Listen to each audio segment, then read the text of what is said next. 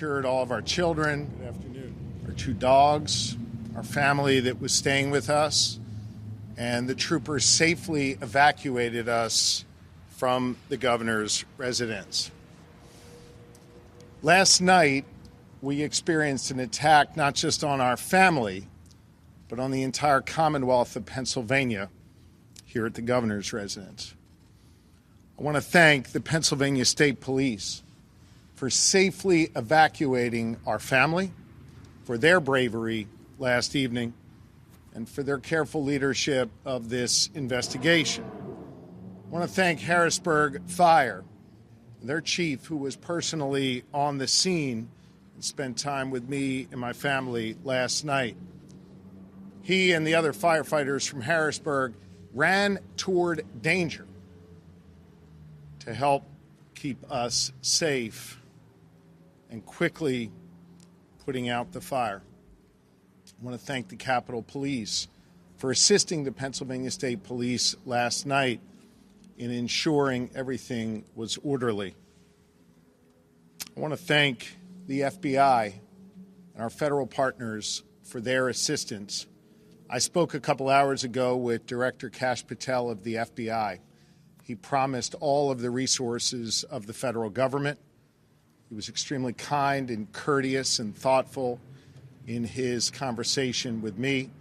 And I thanked him and the women and men of the FBI and the President of the United States for their support. I especially want to thank your local district attorney, Fran Chardo. Fran is someone I've known for 20 years in public service, an outstanding leader in law enforcement. You'll hear from him in a few moments. Lori and I are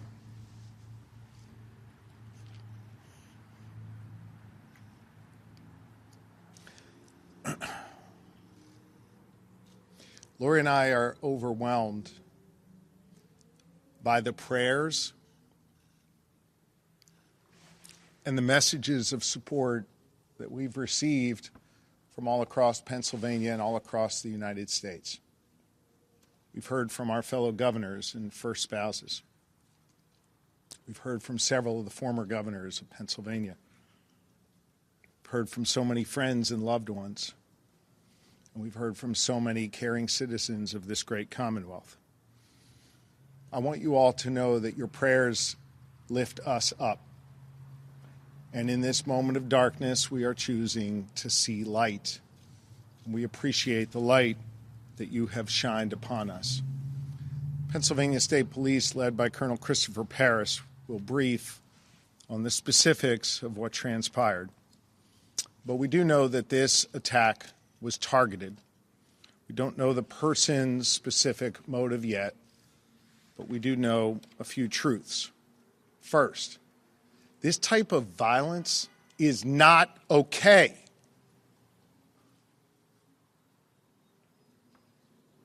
This kind of violence is becoming far too common in our society. And I don't give a damn if it's coming from one particular side or the other, directed at one particular party or another, or one particular person or another. It is not okay. And it has to stop. We have to be better than this. And we have a responsibility to all be better.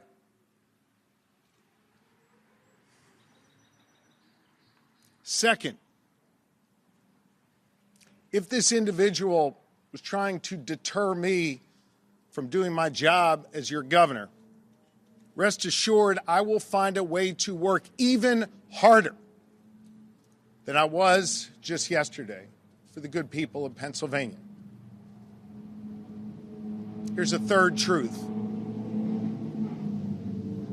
If he was trying to terrorize our family, our friends, the Jewish community who joined us for a Passover Seder in that room last night,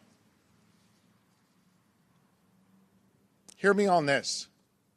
We celebrated our faith last night proudly, and in a few hours we will celebrate our second Seder of Passover again proudly. No one will deter me or my family or any Pennsylvanian from celebrating their faith openly and proudly.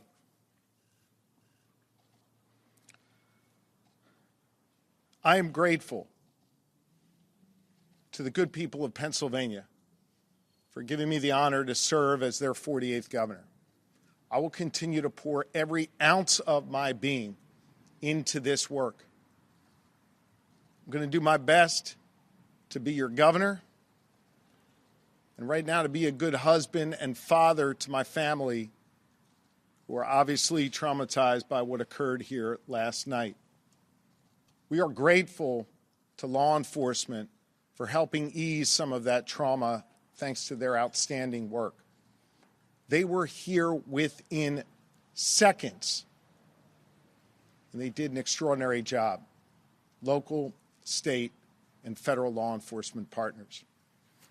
I now want to bring up the Colonel of the Pennsylvania State Police to give you some specifics on the investigation, followed by our District Attorney, Fran Chardo, and then we'll do our best to take a few questions.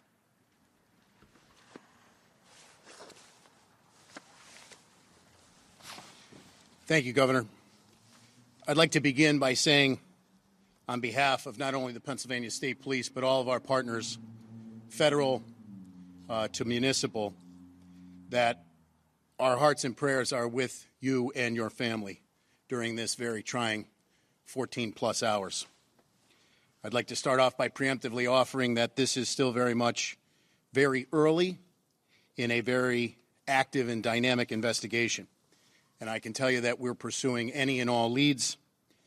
We have processed the crime scene and released it just recently. You will see imminently how large and complex of a scene that it is.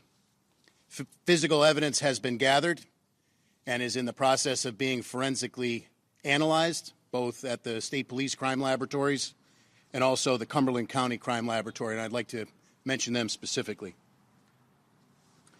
As the governor stated, the work done by Harrisburg Fire Department was absolutely instrumental in preventing any loss of life last evening.